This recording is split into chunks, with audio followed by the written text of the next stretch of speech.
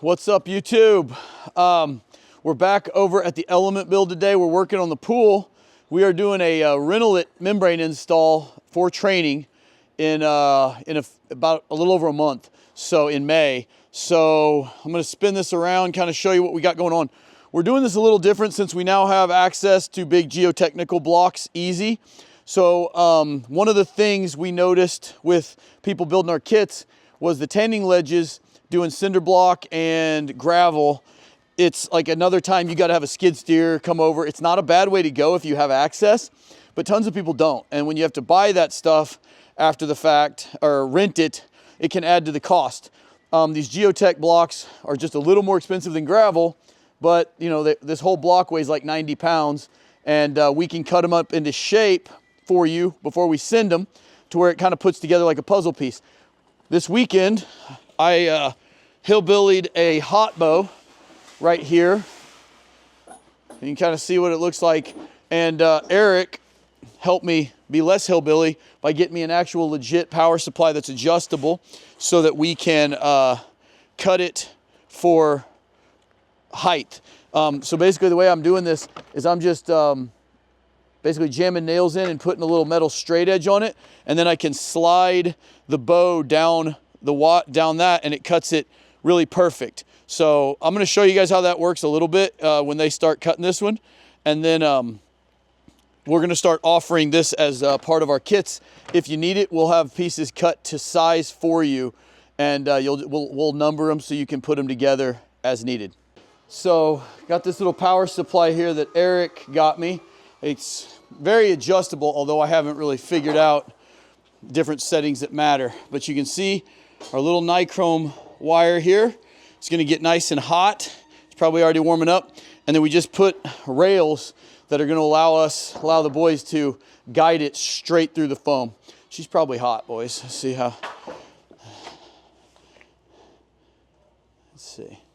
Yep, she went right in the foam. See that, guys? And they're just going to drag it through, keeping it as even as they can, letting the foam do the work,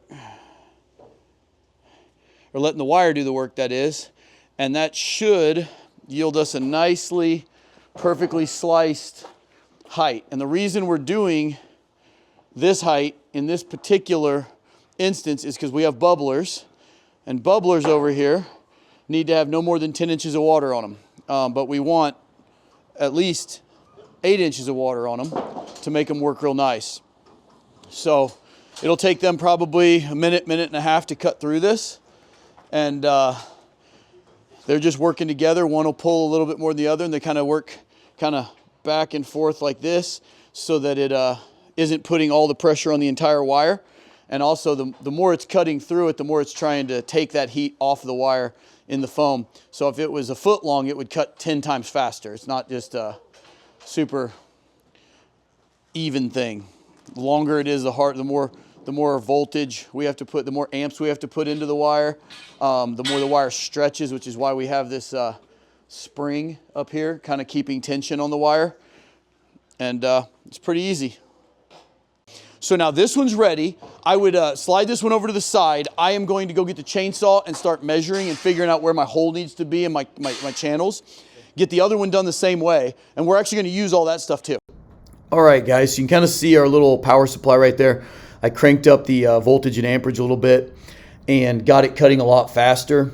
This was, I always said it was hillbilly because we were sort of guessing as to what would be needed electrically. Eric got me 6 different gauges of nichrome wire, and this is like the second thickest wire. So as well as this is held up, I think we can even use some of the thinner wire that'll get hotter faster and with less amperage. So it's conceivable we'll be able to cut these things very fast. This thing already, as we've got it heated up now, can cut through the full 8-foot length, 4-foot wide in around a minute, a little over a minute. That took about 20 seconds to cut that 2-foot piece. And so this is the time lapse of us building it. I didn't get a real good conclusion to this video, guys, because it's been raining for 4 days. I mean, we're in the middle of that deluge that's gone through the Midwest. I think we've had about 5 or 6 inches of rain. And so we did all this early in the week, and we were able to squeeze like half days in Wednesday and then Thursday, and then it was kind of off.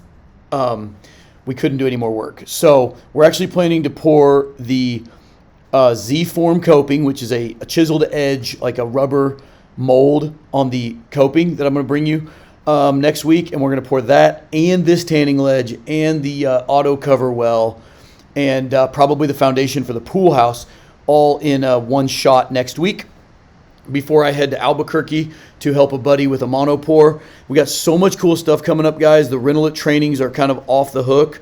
We are so busy, and the training coming up in June is going to be great as well. See you guys next week.